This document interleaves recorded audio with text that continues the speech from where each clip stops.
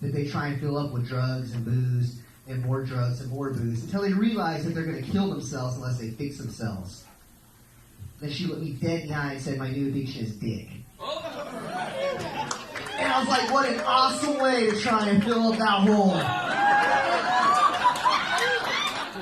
But could you imagine she was strung out on dick like she was when she was on dope? Hitting that rock bottom moment where she's sucking dick to get more dick? I had a rock bottom moment not too long ago myself, and no, I wasn't sucking dick. I was trying to get high, and I was in a tenderloin, and it was super windy, and I couldn't get the bowl lit. And it was just windy, so like ducked between this building and this chain link fence was super narrow, and I was like stepping over all this gross stuff, like heroin needles, and like used condoms, and like I couldn't get the bowl lit, and I was like ducking lower and lower and lower and lower, and I was like right here, and there was like a pile of bum shit with a cigarette put out in it.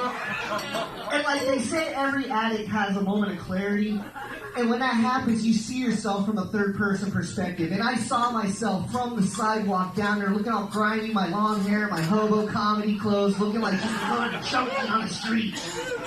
And I was so disgusted. And next thing I know, I was back in my own person. And I looked to my left, and I saw that there's a guy with his pants down around his ankles, and a needle sticking out of his neck, and he was pissing straight up into the air and back down onto his own chest.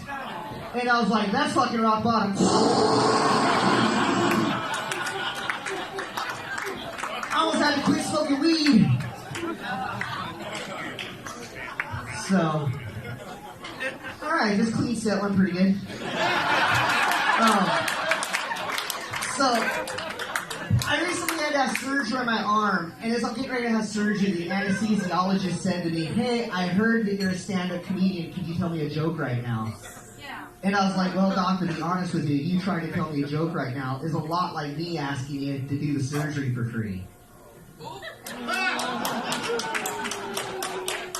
So he looked at my chart and said, you're on Medi-Cal, tell me a fucking joke. Thanks a lot, man. I'm Jimmie. You guys have a good night.